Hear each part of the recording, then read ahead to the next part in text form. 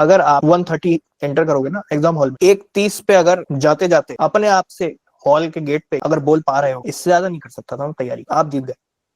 अब अंदर जो होगा वो ऊपर वाले की इच्छा है। दूसरी बात, अगर आप शाम को 4:01 पे बाहर आके मुझे बता रहे हो टेक्स्ट करके कि मैंने अपना बेस्ट दे दिया, पेपर में जो आया वो बेस्ट था, आप दूसरी बार जीत गए।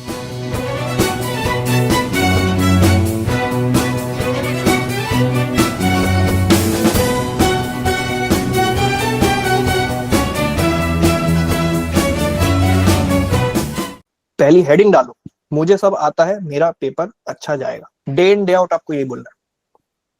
अब भले ही 10 नंबर आ जाओ पेपर में, लेकिन बोलना क्या है, मुझे सब आता है, मेरा सिलेक्शन हो जाएगा या मेरा पेपर अच्छा जाएगा, जो भी आपको लिखना हो। ठीक। अब इससे बेटर आप अपने वर्ड्स में अपने लिए कुछ बोल सकते हो। एसेंस आपको यही रखना है कि कोई पूछे कौन है best, it's me I guess. ठीक। गाना ही इसलिए बजाया गया था। ठीक। क्योंकि अब मैं आपको एक चीज बताता हूँ, ये मेरी लाइफ की फिलोसफी रही। इसको हम ओवर कॉन्फिडेंस नहीं बोलेंगे, इसको खुद पे भरोसा बोलेंगे। और 6 तारीख को, पहले 6 का बता देता हूँ, 6 को प्लान ये है कि पूरा उल्टे सीक्वेंस में हमको बैठ के करंट अफेयर्स ढंग से रिवाइज करना है। कोई प्रोबेबल क्वेश्चन बन सकता है, कुछ कर सकता है, कोई बता दे अगर हमको कि भाई क्या हो सकता है, कैसा हो सकता है, जो कि मैं करवा दूं। ठीक। 6 तारीख को यूट्यूब पर आप मेरे साथ लाइव है शाम को सब। ठीक। उस दिन मैं जो बताऊंगा वो गोल्ड डस्ट है। अगर आपकी तबीयत खराब है, पहला pointer, in the next 5 days, कितने लोगों की तबीयत अभी रिसेंटली खराब होकर ठीक हुई है या अभी खराब चल रही है, वो सारे लोग हाथ उठाएं। खराब होकर ठीक हुई है या खराब चल रही है, वो लोग। तो भगवान का धन्यवाद दें कि ये 7 तारीख के लिए नहीं छोड़ा उन्होंने, ये अभी ही निपटा लिया। ठीक। सबसे बढ़िया बात, क्योंकि अगर आप अभी बीमार है, मान लो आपको आज ही बीमारी, 2 दिन लाइन ठीक हो जाओगे, मैक्सिमम 2-3 दिसंबर तक आप सही। जो ठीक हो चुका है उसके अंदर ऑलरेडी एंटीबॉडीज बन चुकी हैं, उसको 7 तारीख के पहले आपको कुछ भी नहीं होने वाला। ठीक। तो दो चीजें होगी। जो बीमार नहीं हुआ है वो जरा अपना ध्यान रख ले। ठीक। और बिना मतलब के भी मास्क पहन के घूमे अपने घर में सगे। ठीक। और ध्यान रखे, क्योंकि अगले 6 दिन अगर आपने अपना ध्यान नहीं रखा तो 7वें दिन आपका ध्यान कोई और रख लेगा। ठीक। कि आओ बेटा अगला बैच तुम्हारा है, वाला अगला बैच तुम्हारा है, आ जाओ। ठीक। तो ये बात है। इससे कोप अप कैसे करना है, इसको एज अ पॉजिटिव साइन लेके चलना है कि मैं बीमार हो गया, ठीक है, बढ़िया बात है, उस दिन तो नहीं हुआ ना। हर चीज में पॉजिटिविटी ढूंढो। मेरे कब से पेपर थे, 19 से मेरा पहला पेपर स्टार्ट था, अभी एंड सेमेस्टर की बात कर रहा हूँ।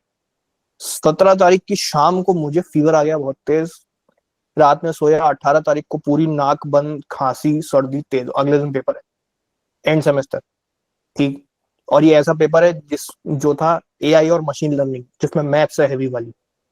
मतलब वो आप एक दिन पहले भी पढ़ो, चाहे 7 दिन पहले पढ़ो, चाहे 7 महीने पहले पढ़ो, वो आपसे दिमाग खाएगी आपका अच्छा खासा। ऐसा सब्जेक्ट था और अगले दिन पेपर है। तो मैंने क्या करा कि ठीक है भाई, आज हो गया, कम से कम 2 दिन में ठीक तो हो जाएगा, पूरे एग्जाम तो नहीं निपटा के जाएगा। ठीक। और दूसरी चीज, अगर आपको मान लो सर्दी है, खांसी है, गला दर्द हो रहा है, या फिर आपको फीवर आ गया, 3 चीजें आपको लेनी होती हैं, सीएपी कैप, सिट्राजिन, एजिथ्रोमाइसिन और पैरासीटामोल। ठीक। सिट्राजिन इज फॉर आपकी नाक। ठीक। जो कि सबसे बड़ा हेडेक नाक ही है हमारी। ठीक। जो एक बार बंद हुई तो सब कुछ निपटा देती है ऊपर का सिस्टम। ठीक। ब्लॉक नोज, आपको पता होगा कि नींद लगी तो लगी, किसी से बात करने का भी मन नहीं हो रहा, कुछ खाने का भी मन नहीं हो रहा, अगरबत्ती खुशबू भी नहीं आ रही, सर भी दुखे जा रहा है, नाक की ऐसी तैसी। ठीक। तो समझ सकता हूँ मैं नोज ब्लॉकेज वाला सिस्टम आपका। ठीक। तो उसके लिए सिट्राजिन होती है। सिट्राजिन लेके अच्छा तो लगता है, लेकिन बात यही है कि वो बेहोश कर देती है आपको, नींद आती है सिट्राजिन खा के। तो he is only take 2 doses of cetirizine. ठीक। एक सुबह ले लो, एक शाम को ले लो। अब आपको क्या होता है, आप जनरली क्या करते हो कि सिट्राजिन आप लेते जाते हो, 2 दिन 3 दिन इसलिए लेते हो कि आपको लगता है कुछ सही तो होता दिख नहीं रहा, वो अंदर एक दिन में ठीक कर देती है, ऊपर रिफ्लेक्ट होने में बस टाइम लग जाता है, इसलिए आप 2 दिन 3 दिन। क्योंकि आप ये समझो, जैसे अगर आपने सिट्राजिन ली है, आराम से 4 घंटे सो गए उसके बाद, मतलब 4 घंटा वेस्ट है एक तरीके से। ठीक, अगर दिन में ले ली और शाम को ले ली सिट्राजिन, पहली तो बात तो शाम को ली नहीं जाती, रात में सोने से पहले ली जाती जिससे अच्छी नींद आए, और सुबह या दिन में एक बार ली जाती है जिससे हमारे दिन भर में ठीक हो जाए, ऐसा है।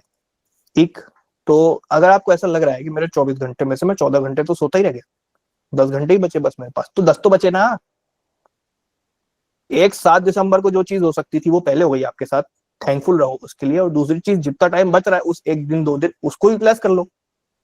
ठीक, हर चीज में नेगेटिविटी ढूंढते रहो, अरे मेरी तो जिंदगी खराब, मेरी तो किस्मत ही खराब, मेरा तो समय खराब, तो सही में खराब फिर। हर चीज में ही नेगेटिविटी ढूंढते रहोगे तो रोते ही रहोगे, तो ठीक है।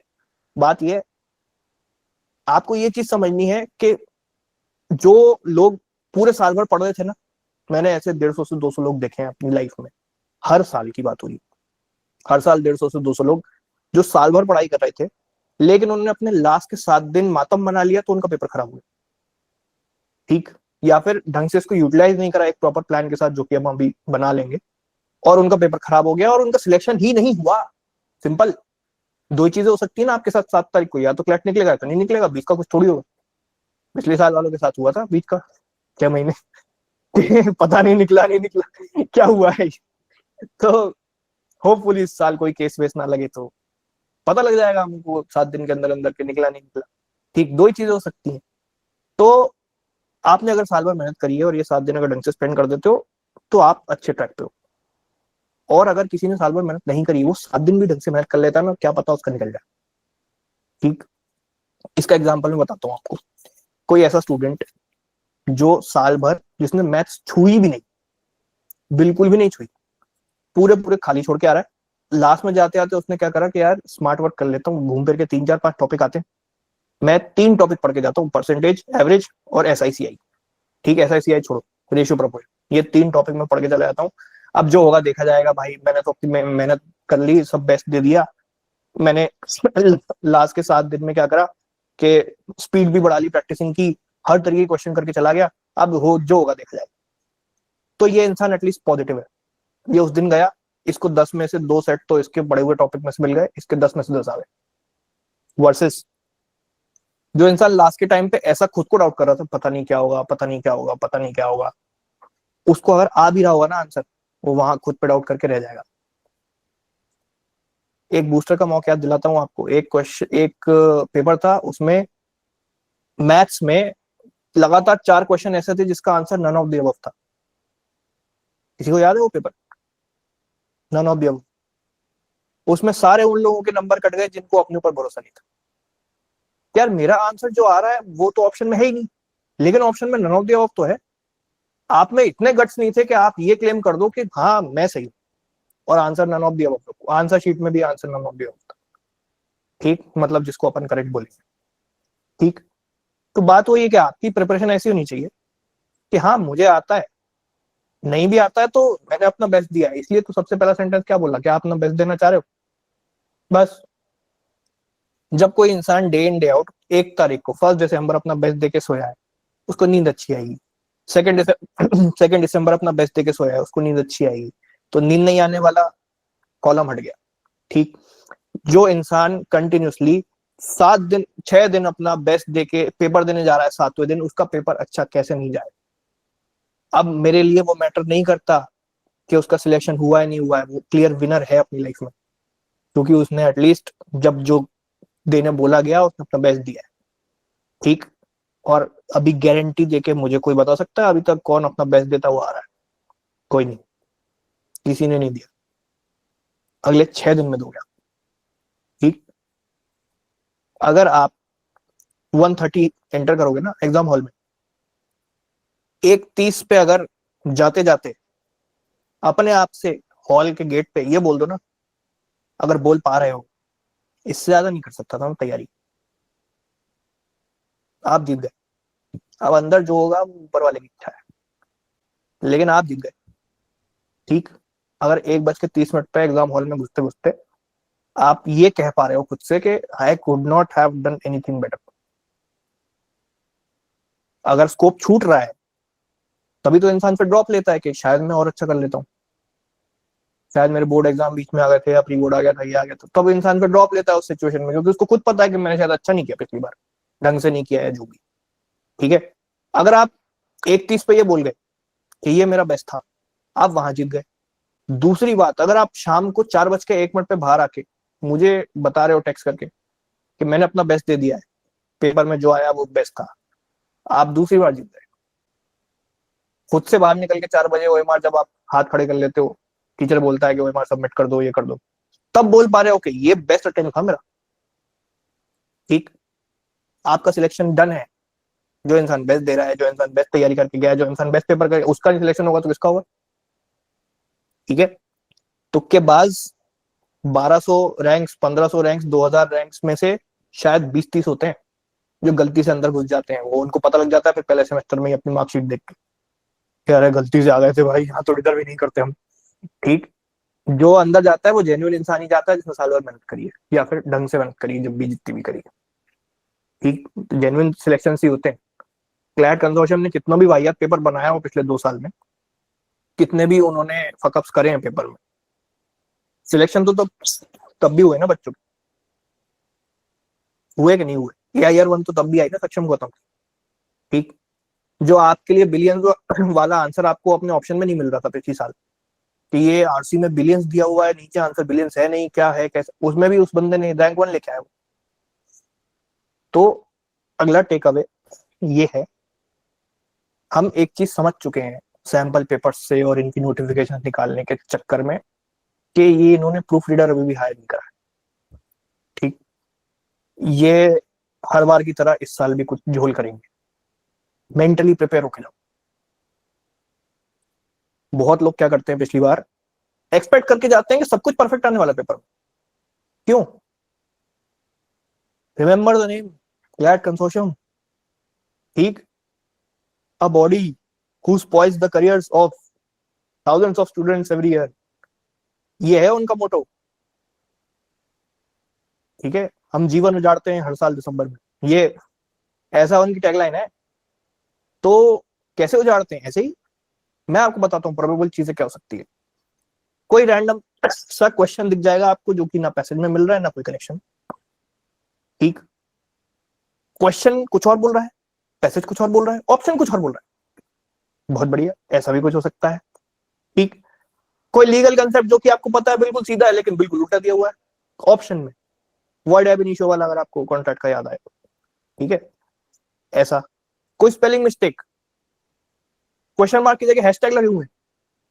ठीक, ये बहुत एलिमेंट्री लेवल मिस्टेक्स हैं जो कि आपको हमारे मॉक में दिखती है ना तो आप चढ़ जाते हो। अब मुझे लग रहा है अच्छा है मेरे मॉक में गलतियां हुई, आदत तो पड़ गई। ठीक है, अरे भैया आंसर की गलत है, कंसोर्शियम की कौन सी सही आ जाती, हमने गलत निकाल दी तो। ठीक है, अरे भैया इस क्वेश्चन में है ना ऑप्शन गलत है, तो उनका कौन सा सही आ जाता, हमने भी तो वही दिया। ठीक, तो हमने तो अच्छा है आपको परफेक्ट मॉक्स की नई आदत लगाई है। आपको तो पता ही है शुरू से कुछ ना कुछ तो गड़बड़ होगी, तो ठीक है, उधर भी होता है। ठीक है, जो हमने दिया अच्छा दिया साल भर। अब बात यह है कि इसके लिए हमें मेंटली प्रिपेयर कैसे होना। जिनका पेपर निकलता है ना हर साल, वो वहां ये गलती देखो, पकड़ तो हर बंदा लेता है कि यार ये कुछ गलत दिख रहा है। ठीक है, किसी ने अगर आरसी में ऊपर देखा कि बिलियंस लिखा हुआ है, नीचे ऑप्शंस में बिलियंस नहीं दिख रहा है, पकड़ तो लिया था ना ऑन द स्पॉट की गलत है। ठीक, अगर मैथ्स में आपका आंसर नहीं आ रहा, जो आपका आंसर आ रहा है आपको पता है मेरा आंसर सही है, लेकिन वहां ऑप्शन में बिल्कुल ही आपका आंसर 30 आ रहा है, वहां 400 लिखा हुआ। ठीक, ये तो पॉसिबल ही नहीं है मैथमेटिकली। ये तो समझ में तो आ ही जाता है ना इंसान को कि गलत दिया हुआ, मातम बनाने की जरूरत है बस। ठीक, हम एक्सपेक्ट करके जाएंगे कि इसको कुछ नहीं आता, ये उल्टा सीधा पेपर देगा।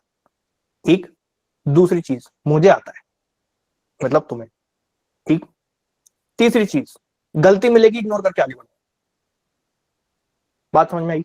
ये 3 चीजें लगानी, उसको कुछ नहीं आता, तुम्हें आता है, गलती मिलेगी इग्नोर करके आगे बढ़ना है। तो आपको शौक नहीं होना है, मातम नहीं मनाना है, कुछ भी गलत निकल जाए वहां पेपर में। हम एक्सपेक्ट करके चलेंगे कि हर सेक्शन में कोई ना कोई गलती होगी। ठीक, इतना भी ओवर कॉन्फिडेंट नहीं हो जाना है कि जो आपको नहीं आ रहा वही गलती है उनकी, है ना, कि ये वाला सब मुझसे बना नहीं, हाँ गलत होगा। ठीक, ऐसा भी नहीं कि पैराडॉक्सिक क्वेश्चन मुझे आते नहीं गलत ही दिए होंगे, सब छोड़ देता हूँ, ऐसा नहीं। मतलब आना भी चाहिए खुद को वो बात, आप क्लेम करने लायक हो कि मैंने सब करा था इसमें, इसमें ऐसा तो लगता नहीं। ठीक, मैंने ब्रिक समिट पढ़ा हुआ है, वो पाकिस्तान में तो नहीं हुआ था, मुझे इतना पता। ठीक है, तो इतना पढ़ना पड़ेगा उसके लिए। ब्रिक्स ही नहीं पढ़ा तो तुम पूरा इस्लामाबाद मार्क कर आओगे। ठीक, वो बात आपको समझ के आनी पड़ेगी। तबीयत वाला फैक्टर हमने डिस्कस कर लिया, तबीयत आप ठीक रखें और इसको इस पॉजिटिव तरीके से सोचें।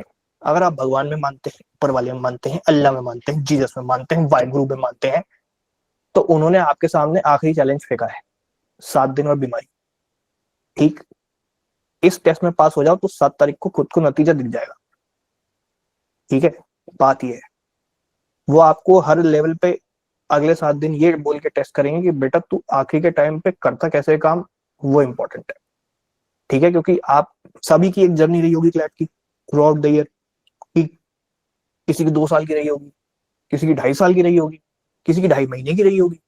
ठीक, जो भी आपकी जर्नी रही है, you have to make sure that you bid a very good bye to this journey.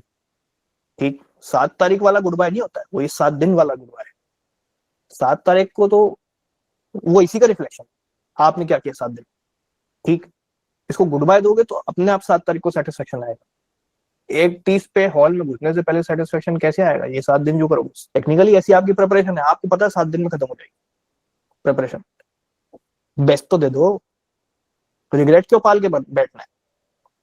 ठीक, यहाँ पे बहुत लोग ऐसे बैठे होंगे जो किसी के सामने बोल नहीं रहे, लेकिन उनको अंदर पता है कि क्या होने वाला उनका 7 दिन बाद। सिलेक्शन वालों को नहीं, जिनका नहीं होना है उनको पता है कि मेरा कुछ नहीं होगा यार 7 दिन। मत बताओ किसी को होना है नहीं होना है, मुझे मेरे भैया पता नहीं क्या होगा, मत बोलो, क्योंकि आप मैनिफेस्ट करोगे फिर वो। ठीक, 7 दिन में मत करो इसको मैनिफेस्ट। लेकिन बुरा कब लगेगा, जैसे ये स्पेसिफिकली ड्रॉपर्स के लिए बोल रहा हूँ, क्योंकि फ्रेशर्स के पास तो ड्रॉप ईयर का चांस रहता है कि आप ड्रॉप ले सकते हो। ठीक, ये जितने ऐसे कर रहे हैं ना, हो जाता है, मम्मी पापा से बात करने की देर होती है बस। ठीक, अब बात यह है कि अगर आप ड्रॉपर हो, आपको लग रहा है कि यार शायद इस साल भी नहीं हो रहा है, ठीक है, hard pill to swallow, but okay, नहीं हो रहा, ठीक, तो 7 दिन तो मेहनत कर ले। ये तो कर सकती है, ये तो कर सकता है, इतना तो हो जाएगा। मान लेते हैं आपको पता नहीं हो रहा, तो उसके पहले विदाई तो अच्छे से दे दो यार। बात ये है, वो तो दे सकते हो, क्योंकि यू नेवर नो, क्या पता है 7 दिन में से कुछ वहां आ जाए और सिलेक्शन ही हो जाए। तो हार क्यों मान के बैठनी है। दूसरी चीज, आपको मैथ्स हर दिन 2 घंटा करनी है। 2 घंटा क्यों, आपको जल्दी जल्दी हाथ चलाना, जल्दी जल्दी सॉल्व करने की आदत डाली। और 2 घंटा ही क्यों, क्योंकि हमें उधर तो करनी 10 मिनट है मिला जुला के मैथ्स। ठीक, लेकिन हम 2 घंटे की आदत इसलिए डाल रहे हैं क्योंकि हम ये 2 घंटे कुछ सॉल्व करने का स्लॉट बना के डाल रहे हैं। ठीक, इसीलिए तो हमें करना क्या है, 2 घंटा मैथ्स करनी है हर दिन, और इसमें हम वही सारे जो मोस्ट इंपॉर्टेंट टॉपिक्स होते हैं वो सॉल्व करेंगे। क्या क्या है बता देता हूँ। मैथ्स के मोस्ट इंपॉर्टेंट टॉपिक्स जो कि आपको करने हैं in the coming few days, और यही करने बस, क्योंकि होते तो बहुत हैं लेकिन समय भी होता है कुछ एक चीज जो शायद आपके पास नहीं है। तो पहला topic, percentage, average, ratio proportion, mensuration, simple interest, compound interest. इससे बाहर पेपर नहीं आता। एक आध कोई टॉपिक आ गया होगा कभी, बट आखिरी 7 दिन में तो यही हो पाएगा। ठीक, बात है क्या क्या बोला मैंने, percentage, average, ratio proportion, simple interest, compound interest. एक ये है, अगर हो पाए तो ठीक, नहीं तो मेंसुरेशन। ये मतलब ये ऑप्शनल है, वैसे ही टॉपिक्स। ठीक, अब ये आता तो देखो सबको होगा, लेकिन गलती हमारी क्या होती है कि हम स्पीड में सॉल्व नहीं कर पाते। ठीक, और अगर आप अभी तक कर पा रहे हो, आपके इसमें 10 में से 8-9 नंबर आ जाते हैं या 10 भी आ जाते हैं मान लो, ठीक, तो भी आपको अगले 7 दिन तो प्रैक्टिस की जरूरत है ना, वो फ्लो मेंटेन रखने की। कि मैं आज कर पा रहा हूँ, ठीक है, 7 तारीख को कर पाऊंगा कि नहीं, वो अगले 6 दिन में फ्लो तोड़ दिया, छूट गया तो। इसलिए इसकी जरूरत है कि इसको 2 घंटा बैठ के सॉल्व करो। 2 का आप 1.5 भी कर सकते हो, आपकी मर्जी। ठीक, बट 1.5 से कम नहीं, 1.5 से कम नहीं, 1.5 आवर्स मैथ्स करनी है। अब अगली चीज है जो कि बहुत इंपॉर्टेंट है, वो है करंट अफेयर्स के चार्ट्स, जो हम हर साल करते हैं। अब चार्ट्स, चार्ट्स का मतलब कि बड़े बड़े वो जो आपने स्कूल टाइम में चार्ट बनाए होंगे, क्लास में चिपकते होंगे, पिन लगा के टीचर लगाती होंगी, ये इसकी वाई आर ड्राइंग, ये इसकी वाई आर ड्राइंग, ठीक, जो आपकी क्लास में KG1 KG2 में लगती होगी, वो चार्ट पेपर का असली यूज हम करते हैं। आपके पास टॉप 40 और 60 टॉपिक अलग अलग से दिए हुए हैं। उन टॉपिक्स में आप देखोगे कि कुछ कुछ बहुत ब्रॉडर कंसेप्ट निकल के आ रहे हैं, या फिर आप जब सारी वीवीआईटी हम देखेंगे तो उसमें आप ये नोटिस करोगे कि बहुत सारी चीजें बहुत सारी जगह कॉमन थी। फॉर एग्जाम्पल, मैंने शुरू से बोल रखा था महाराष्ट्र का एक चार्ट बनेगा, मतलब महाराष्ट्र में AI यूनिवर्सिटी हुई है, ये हुआ है, वो हुआ है, ऐसा ऐसा वैसा वैसा, मतलब आपने एक चार्ट उठाया, उसमें बीच में महाराष्ट्र लिख दिया, मतलब साल भर में महाराष्ट्र रिलेटेड जो भी हुआ है वो सब इस चार्ट के अंदर है। एक ब्रांच निकाली, AI यूनिवर्सिटी लिख दी, एक ब्रांच निकाली, कुछ और हुआ वो लिख दिया, फिर ऐसे ऐसे वैसे वैसे करके 50 चीज हुई महाराष्ट्र में, 50 लिख दी। तो कम से कम ऐसे ही तो उठाए जाते हैं टॉपिक्स, ठीक, कि कोई चीज अगर बहुत बार हाईलाइट हुई है तो आएगी, ठीक, ऐसे। फिर उसके बाद आपने यूएसए उठाया कि टैरिफ भी लगा था, ये भी हुआ है, वो भी हुआ है, XYZ, यूएस उठा दिया, लिख दिया, ठीक। अब ऐसे बहुत टॉपिक्स निकलेंगे, बहुत चीजें निकलेंगी। एक हो गया ऑपरेशन सिंधु, पहलगाम अटैक भी इसी चार्ट के अंदर आ गया, सारे डिफेंस की चीजें भी इसी के अंदर आ गई, सारी उसकी पॉलिसी, इंडस वाटर ट्रीटी, सब इसी के अंदर है, एक इवेंट रिलेटेड ही सब कुछ हुआ है, ठीक। और इसका नाम हम पहलगाम अटैक क्यों नहीं रख रहे हैं? क्योंकि पहलगाम अटैक पे क्वेश्चन नहीं आया, ऑपरेशन सिंदूर पे क्वेश्चन आया, और there is a reason why it was not given in sample paper, because it is a topic for the main paper. अगर सैंपल में भी देखो, मैंने बोला था कि क्रिकेट से क्वेश्चन आता नहीं है, तभी उन्होंने सैंपल में देखे वो एक टॉपिक हटा दिया। अब इंडिया का वर्ल्ड कप नहीं आ रहा, हमने क्लास में भी तभी जल्दी जल्दी निपटाया था उसको, क्योंकि था तो इम्पोर्टेंट, लेकिन क्लैट में क्रिकेट से क्वेश्चन ज्यादा आते नहीं है, कभी शायद ही आया हो, इसलिए नाम को पढ़ा था हमने, लेकिन था इम्पोर्टेंट तो वो उन्होंने सैंपल में दे दिया, ठीक। और जिन लोगों को नहीं पता हो, सैंपल पेपर के 5 टॉपिक मैंने क्लास में पढ़ाए थे। ऐसे ही प्रभु, 7 तारीख को मेरा भी इम्तिहान है, मेरी भी पूजा सफल हो जाए, केस में बैठी हुई पूजाएं सिलेक्ट हो जाएं, और सब सिलेक्ट हो जाएं, ठीक। तो कितना अच्छा होगा भाई, हम क्लास में सब पढ़ के जा रहे हैं, क्लास में जो PDF दिए वहां से उठ के क्वेश्चन बन गए, मैनिफेस्टिंग दिस।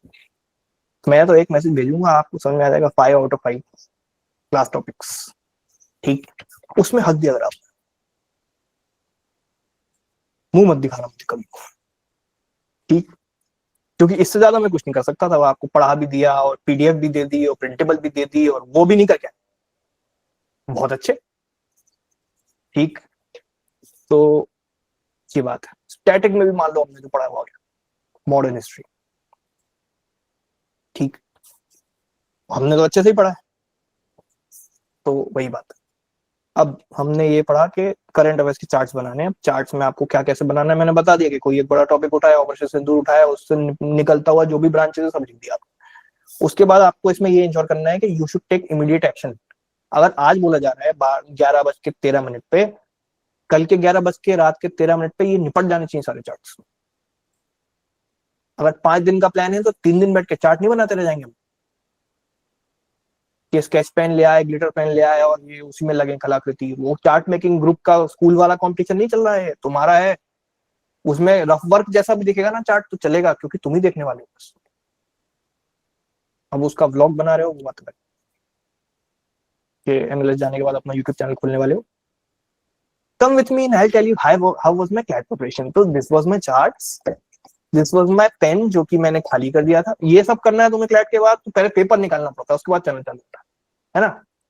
कोई तिरुचिरापल्ली में बैठ के चैनल बना के नहीं इन्फ्लुएंस करता है बच्चों को क्लैट कैसे निकाले, है ना। NLS जाना पड़ता है उसके लिए पहले, या फिर आपके पापा की कोई कोचिंग चल रही हो तब, उसके बाद होता है ये सब। फिर आपकी जर्नी ओरिजिन होती है, ठीक। अब उसके बाद आगे हमने क्या करा, इमीडिएट एक्शन ले लिया, अगले 24 घंटे के अंदर सारे चार्ट्स बना लिए, ठीक। ये टॉपिक, अब ये मत मांगो मुझसे कि ये चार्ट में क्या क्या लिखना है। आप खुद समझदार हो जितना करंट अफेयर्स पढ़ा है, ठीक। 4-5 चार्ट एक्स्ट्रा बना लोगे तो कोई गरीब नहीं हो जाएगा खरीद के, ठीक। मैं बोलूं अगर 10 चार्ट बनेंगे, 20 चार्ट बने, 25 बनाओ यार, किसको दिक्कत है, 30 बनाओ, तुम्हारे ऊपर है। This chart is basically a version जो कि आपने नोट्स में लिखा हुआ था और उसको बस कंडेंस करके रिवीजन के लिए आपने यहाँ डाल दिया, ठीक। और ये वो चार्ट है जो आपको चिपकाने नहीं है कहीं। किसी ने ये कभी रियलाइज किया है, जो चीज आप चिपका देते हो वो तो कभी नहीं पढ़ते, क्योंकि इतनी छोटी होती है कि वो दिखती नहीं। अब आगे सारी इंफॉर्मेशन लिख लेना, दूसरी बात तो इसमें जो चार्ट बना रहे हो, मतलब अगर ऑपरेशन सिंदूर है तो उसका एक तीसरा अंग आपकी किसी कॉपी में ना पड़ा हो कि अरे ये चार्ट तो पढ़ लिया लेकिन इसके अलावा भी कुछ है, नहीं, चार्ट में सब होना चाहिए। मतलब आप अगर सोच रहे हो आज मैं ऑपरेशन सिंदूर रिवाइज करता हूँ, ये है मेरा चार्ट पेपर, बस अब इसी में सब होना चाहिए। कितना भी छोटा लिखो, छोटा तो लिख लो ना, इसमें क्या दिक्कत है, क्योंकि ये तो सामने ऐसे रख के पढ़ना है, कहीं चिपकाना थोड़ी, ठीक। ये बेसिकली आपके नोट्स का एक्सपेंडेड फॉर्म है जो आपके मुंह के सामने खुलेगा, ये है वो चार्ट वाला काम। 25 बनाओ, 30 बनाओ, 40 बचाओ बनाओ, 50 बनाओ, इतना तो टॉपिक भी नहीं है इंपॉर्टेंट, ठीक। क्योंकि मेजोरिटी टॉपिक्स उसके अंदर ही मर्ज हो जा रहे हैं ऐसे, इसलिए 50 चार्ट लायक तो कुछ है भी नहीं इन्फॉर्मेशन। अब इसको बहुत लोगों को ये दिक्कत होगी कि हमारे साथ एक इशू ये है कि हम भूल जाते हैं इन्फॉर्मेशन को, रिटेन नहीं कर पा रहे या रिकॉल नहीं हो पा रही जब चाहिए।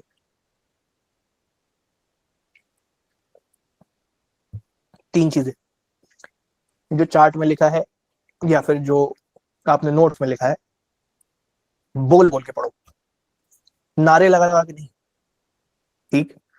महाराज जिंदाबाद नहीं, इधर इधर सामने, किसी को डिस्टर्ब नहीं करना है। दूसरी चीज, लिख लिख के पढ़ो इंफॉर्मेशन को, ठीक, ये सारा। तीसरी चीज, किसी को जिम्मेदारी दे दो घर में कि तू मुझसे रोज इस टॉपिक से क्वेश्चन पूछा करेगा। मतलब मान लो कि आपको बिल्कुल स्टबन तरीके से ऑपरेशन सिंदूर की एक भी इंफॉर्मेशन याद नहीं हो रही कि स्कैल्प हमने किससे ली थी, हैमर किससे लिया है, कामिकाजे इजराइल है कि चाइना है कि जापान है, हमें क्या पता, कुछ याद ही नहीं हो रहा। घर में किसी एक इंसान को जिम्मेदारी दे दो जो कि सीरियसली आपसे वो एक चार्ट पे से क्रॉस क्वेश्चन बना बना के पूछ लिया करे। चैट जीपीटी को मत देना, घर में इंसान को देना है, ठीक। क्योंकि आप गलत भी बोलोगे तो वो आपको मोटिवेट ही करेगा, कोई बात नहीं प्रखर, तुझे आता है लेकिन तू लूजर नहीं है, ठीक। तो ऐसा अफर्मेशन नहीं चाहिए हमें, बोलना कि भाई नहीं आया तो तू तो लगा देख, ठीक। मैं आपको बताता हूँ ऑफलाइन स्टूडेंट्स जो है हमारे, उनको अभी रिवीजन करने का बोला था, जब उन्होंने क्रॉस क्वेश्चनिंग करी, जिसको नहीं आया एक एक गलत आंसर पे एक एक बेल्ट मारी उन्होंने पीछे आराम से, जोर से मतलब। तो मेरे सामने, मैं वीडियो एविडेंस में लाया मुझे, 17 आंसर गलत, 17 बेल्ट पड़ी पीछे। This is a pattern. अगर कोई गलत ना हो किसी का तो फिर वो उस हिसाब से पढ़ता है, भाई गलत हो जाएगा तो अच्छा लाल हो जाएगा पीछे सब, ठीक। तो इसीलिए ये ऑफलाइन वाले स्टूडेंट्स कर सकते हैं, आपके घर में ये जिम्मेदारी आप अपने पापा को दे सकते हैं। तो पापा 17 की जगह 70 भी मार सकते हैं, फिर उसकी गारंटी मिल जाए। ये गए मेरे 1 लाख रुपए कोचिंग में लगाए थे ऑफलाइन, ठीक। तो उस हिसाब से रहेगा। अब ये क्रॉस क्वेश्चनिंग आप उनको दें अगर आपके घर में कोई जिम्मेदार नागरिक हो, नहीं तो कहीं लाइब्रेरी में जाते हैं, कोई दोस्त वोस्त है उसको दे दें, ठीक। यहाँ पे शादी रचाने का ना सोचें क्वेश्चन पूछने वाले के साथ, मतलब किसको नहीं देना है वो आपको पता है, ठीक। अब एक आपको छोटा सा वर्ड डॉक या फिर एक छोटी सी कॉपी का कोई पीछे का पेज या जो भी आपके पास बचा हो, अगला पॉइंटर है कि आपको एक ऐसी नोटबुक बनानी है या डॉक्यूमेंट बनाना है जिसमें आपके साथ पूरे साल भर में जो भी गलत हुआ है वो आप कंपाइल करके लिखिए, हर दिन 30 मिनट लेके, 30 मिनट मैक्सिमम है, ठीक। जो भी आपको याद आता जा रहा है ये नोटबुक खोल के इसमें नोट डाउन करते जाओ। ये कब काम आएगी वो बताऊंगा बाद में, ठीक। लेकिन अभी हमको कभी कभी रैंडम चीजें याद आ जाती होंगी कि अरे यार उसने वहां पे वो बोला था, इन आंटी ने ये बोला था, इन बुआ ने वो बोला था, सबको इकट्ठा करो, ठीक। ऐसा कोई नहीं जिसकी जिंदगी में कुछ खराब नहीं हुआ पिछले 1 साल में, ठीक। बेड ऑफ रोजेस किसी की रही है तो शायद गलत जिंदगी जी रही हो, तुम्हारी नहीं, किसी और की। ठीक, तो बेड ऑफ रोजेस तो नहीं रही, हर किसी की लाइफ में दुख तो आए। ठीक, पोल तो मैंने ही कराया था, आपने बताया था कि रिश्ते टूटे भी हैं काफी, लोगों से लड़ाइयां भी हुई हैं, सब अच्छे से लिखो। ये आपको अभी यूजलेस लग रहा होगा, लेकिन ये काम की चीज है। और एक चीज और, कि अगले 7 दिन is all about psychological battles. Academic आप जीत चुके हो, जिसको जीतनी थी, जिसका सिलेक्शन होना है। ठीक, एकेडमिक में तो कुछ खास हम कर भी नहीं सकते अगले 7 दिन में, रिवीजन कर सकते हैं और उससे ज्यादा है भी नहीं। मेंटल पीस के अगले 7 दिन ज्यादा इंपॉर्टेंट है। तो इसीलिए ये बदला बुक हम इसको बोलेंगे। तो लिख लीजिए आप, जो भी है आपका, एक जगह कंपाइल कर लो। और ऐसा लिखना चाहिए कि कोई उसको कभी पलटे तो उसका खून खोल जाए, बीपी बढ़ जाए उसको, पहले पेज से लेके आखिरी पेज तक। ठीक, वो पहले बीपी की मशीन लगाए और उसको आप ऐसे पढ़ा दो तो वो बढ़ जाए सही में। ठीक, ऐसी लिखनी है। बहुत अच्छी बात है कि इतने सारे लोग हैं। बहुत अच्छी बात है कि आपका आज आखिरी दिन होगा वो ये करने का, 2-3 बजे तक जगने का। अगले 5-6 दिन आपको जल्दी सो जाना है। ठीक है, क्योंकि अगर मैं आउट ऑफ नो वेयर आपको आके 6 तारीख को बोलूं कि एक काम करो, आज 11 बजे सो जाओ, क्योंकि कल अपन को सुबह 5-6 बजे से रूटीन चालू करना है अपना। आदत आपको 3 बजे सोने की है, 3 बजे सो के 5 बजे उठ जाओगे उस दिन 7 तारीख को। और ऐसा तो बिल्कुल भी पॉसिबल नहीं है कि उस दिन मैं 3 बजे सो जाऊं और मैं 10 बजे उठ रहा हूँ। 7 तारीख को 10 बजे उठना अफोर्ड कर सकते हैं हम? सो जब पता है कि 7 तारीख को तो सुबह वाला रूटीन ही है एनी हाउ, रात में सोना ही पड़ेगा एनी हाउ, तो आज से जरा, कल से उस ट्रैक पे चल देते हैं, जल्दी सोने वाले। अब आज अगर आप आज अपना निपटा लो जो भी आपका प्लान होगा अभी सेशन के बाद का, 12 बजे से 3 तक मुझे ये करना है तो करना है, आज का निपटा लो। कल आपको नींद नहीं आएगी ऑब्वियसली 11 बजे, परसों तो आएगी। ठीक, ये बात है। और सबसे अच्छी, आपको अगर मैं मेथड बताऊं, अगर नींद नहीं आ रही है तो कोई भी नॉवल उठा के बैठ जाओ और बस पढ़ लो उसको, जो भी, जैसा भी, जो भी बुक आपकी, कोई बुक रीडर हो, अगर कोई फेवरेट बुक है वो पढ़ लो। ठीक, आधे घंटे बाद 1 घंटे बाद तो आ जाएगी, ज्यादा से ज्यादा क्या हुआ, 1 घंटे का डेली। ठीक, तो बट बात यह है कि स्लीप को ठीक करना पड़ेगा, क्योंकि कितने लोगों ने पिछले साल पेपर दिया क्लैट का और उनको उस दिन नींद नहीं आई थी अच्छे से, एक दिन पहले। ये जो डी डे सिंड्रोम है ना, इससे बचने के लिए होता है कि आप अगर रूटीन ऐसा बना के रखेंगे 7 दिन पहले से कि मैं 3 3 3 3 3 3 3, तो उस दिन कैसे 11 बजे नींद आ जाएगी? पॉसिबल नहीं। ठीक, अब अगला 7th पॉइंटर इज हाइड्रेशन। पानी पीते रहना है, सर्दी का समय है, वाटर इनटेक नॉर्मली ही कम हो जाता है इंसान का, मेरा खुद कम है। मतलब मैंने आज ये 1 बॉटल पी है, 1 लीटर है बस। लेकिन मुझसे मत कंपेयर करो, मेरा नहीं पेपर 7 दिन बाद, तुम्हारा है। ठीक, तो मैं 10 दिन भी कम पानी पीऊंगा, मेरे को कोई फर्क नहीं पड़ेगा, तुम्हारा पेपर। ठीक, तो ये पॉलिसीज आप पे लागू होती हैं, मुझ पे नहीं।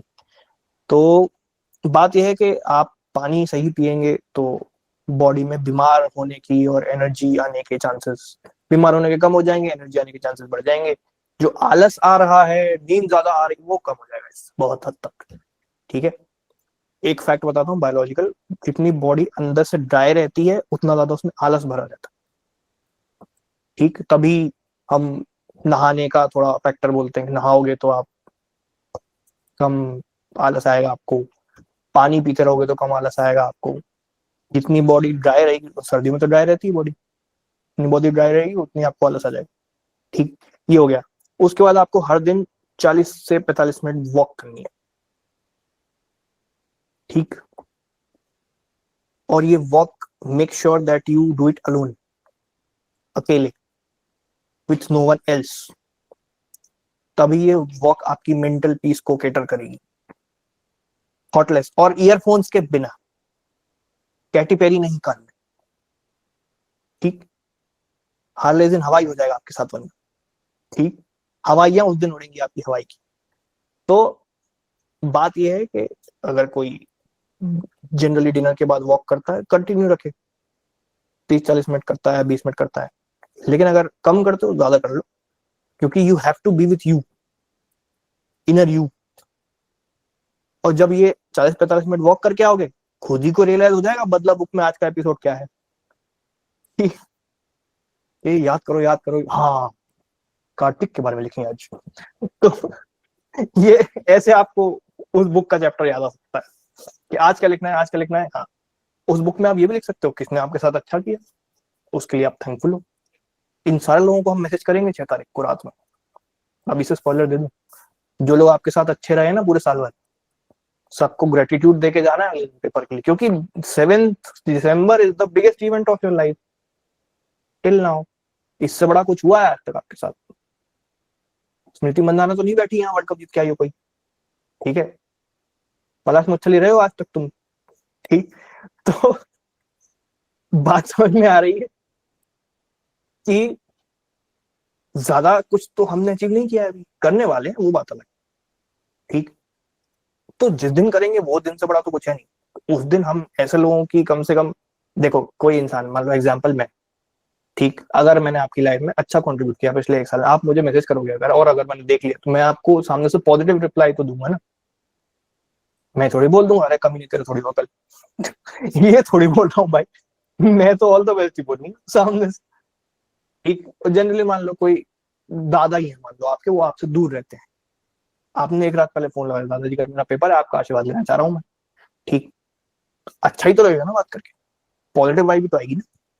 कोई एक टीचर है मान लो आपके स्कूल की, हमेशा उसने हर चीज में सपोर्ट किया आपको, भले ही आपकी बहुत दिन से बात, एक मैसेज भेज दोगे और उन्होंने रिप्लाई दे दिया, आपका तो दिन बन गया, अगले दिन पॉजिटिव फीलिंग लेके गए, ठीक है?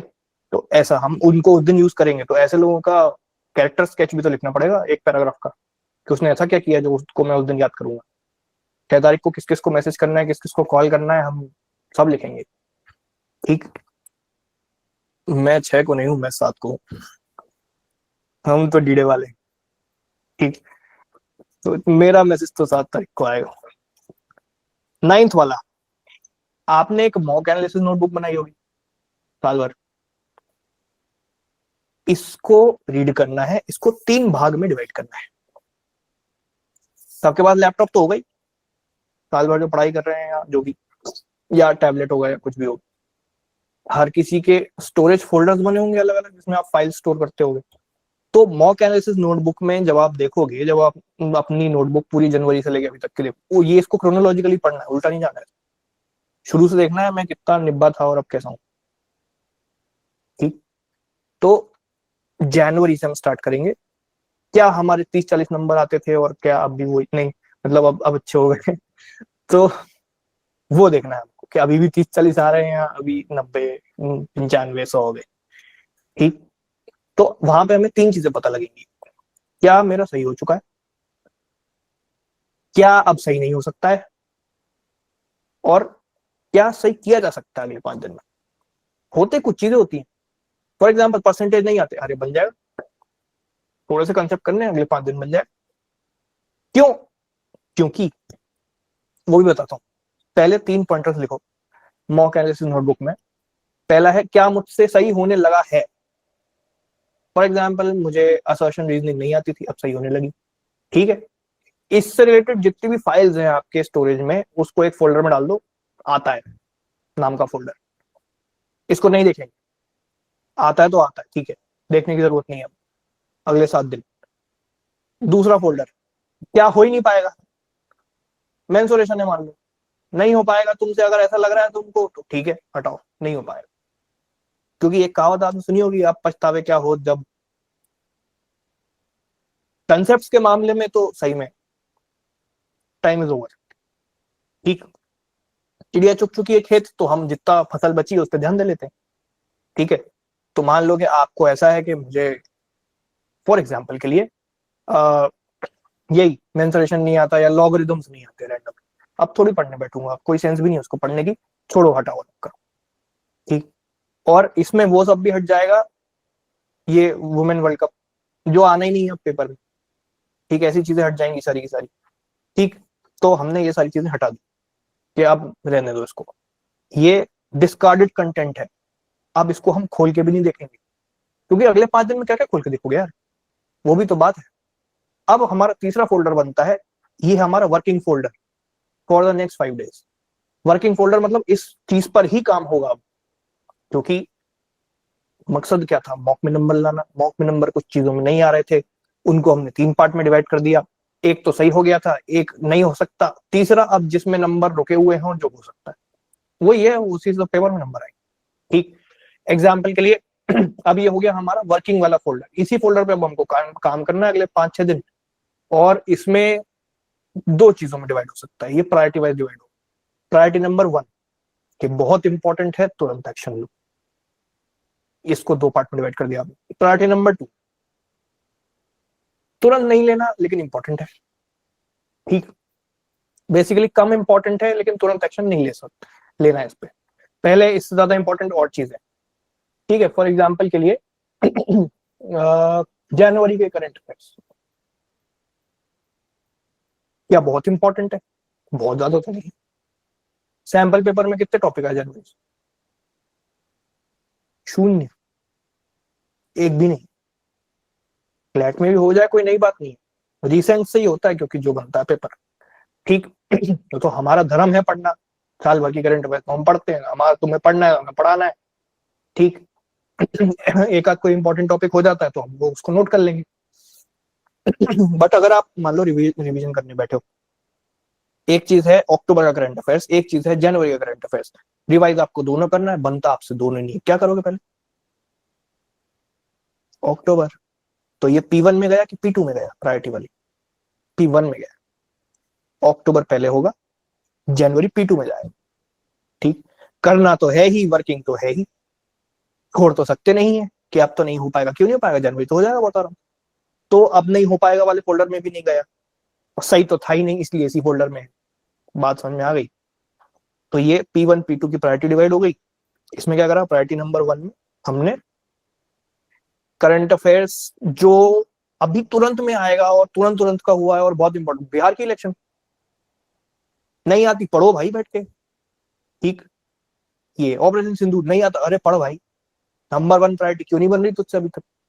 ठीक है, ये तो करना ही करना है, ये हमारा वर्किंग वाला काम हो गया। और ये हमने मॉक एनालिसिस नोटबुक ही क्यों उठाई? क्योंकि इसी में तो सारा खजाना था, जो नहीं आ रहा है वो सब इसी में तो लिखा हुआ है, और कहीं तो लिखा भी नहीं हुआ है।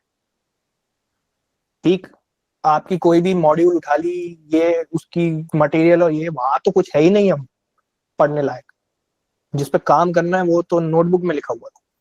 ठीक, तो ये हो गया। इतना अगर हम कर लेंगे तो हमारे वारे न्यारे हो जाएंगे। और अगले 5 दिन का शेड्यूल बताता हूँ। किसी ने, कोई ऐसा है जिसने आज मॉक नहीं दिया?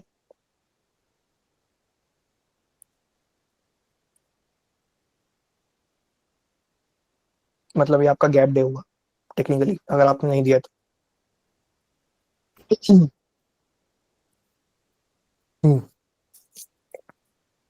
आपके पास 2 ऑप्शन है, जिन लोगों ने आज मॉक दिया है उनके पास। ठीक है, हाथ नीचे कर सकते हैं, या तो आप जो बता रहा हूँ वो फॉलो करो, या तुम वही ऑप्शन, या तो अपना प्लान चलाओ या तुम मेरा सुन लो। ठीक, 2 ऑप्शन ये है। पहला प्लान ये है कि कल हम एक मॉक देंगे 1 दिसंबर, और कल आपकी जो मर्जी, जिस कोचिंग का मॉक देना चाहो दे दो। अब इसको देना कैसे वो बताता हूँ। पहले मैं पूरा शेड्यूल बता दूं, उसके बाद बताता हूँ क्या करना है मॉक्स के साथ। कल हम एक मॉक देंगे, परसों हम ब्रेक डे देंगे, ब्रेक मतलब सेल्फ स्टडी खुद का, जो जैसा आपको बताया प्लान।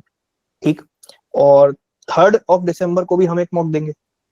ठीक, 5 दिसंबर को जो मॉक देना है वो मैं आपको 3 दिसंबर को दे दूंगा, तो आप आराम से प्रिंट आउट वगैरह निकलवा के 5 दिसंबर को आप वो मॉक दे देना। ठीक, तो वो मॉक मैं दूं, मैंने जो बना। ठीक, वो मॉक मैं आपको दे दूंगा, वही वाला बस आपका आखिरी मॉक होगा ग्रेड का। ठीक, और गलतियां हूं तो अज्यूम करना कि कंसोर्शियम ने बनाया है। ठीक, तो गलती हो तो बिल्कुल खुली बाहों से वेलकम करें, बहुत बढ़िया क्लैट जैसा पेपर बनाया था, गलतियां हैं इसमें। ठीक, तो ऐसे आप वेलकम करें हमारे मॉक को अगर कोई गलती निकले। जनरली तो हमारे जो हमने 55 विक्ट्री के मॉक और बूस्टर के 17 कितने हुए, 72 मॉक्स अभी तक दिए हमने, बूस्टर में 16 हुए, तो 71 मॉक्स जो हमने अभी तक प्रोवाइड करे हैं लोगों को, उसमें से एटलीस्ट 60 मॉक्स तो 65 60 मॉक्स इम्पेकेबल रहे हैं, ठीक है। बीच में एक आध कभी ऊपर नीचे हो जाता है तो हम भी इंसान है, हमारी टीम भी इंसान, प्रूफ रीडर्स भी इंसान है, ठीक। गलती सभी से ही होती है, ऐसा है नहीं आप जिन कोचिंगों के देते हो वो परमात्मा है और एक भी गलती नहीं करते, ठीक। तो हर किसी से कभी ना कभी होती ही है, तो हम कंसोर्शियम समझ के माफ कर देते, ठीक। उनसे तो कम ही करते हैं हम, है ना। वो तो उनके लिए तो 2026 चल रहा है अभी से, नवंबर, नोटिफिकेशन में तो वो टाइम ट्रेवल कर चुके हैं, ठीक। तो वो बात है। आगे थर्ड को हमने मॉक दे दिया, फोर्थ हमारा अगेन क्या है, सेल्फ स्टडी वाला गैप डे है। फिफ्थ को ऑब्वियसली हमारा मॉक है, वो जो हमको देना है। सिक्स्थ को तो हम ऑब्वियसली कुछ देंगे ही नहीं, कोई भी टेस्ट नहीं देना है, कोई भी सेक्टर नहीं देना है। 6 तारीख को कोई भी टेस्टिंग नहीं, पढ़ाई, जो बोला था मैंने, करंट अफेयर्स, ठीक। पढ़ाई है उस दिन, टेस्टिंग कुछ नहीं है।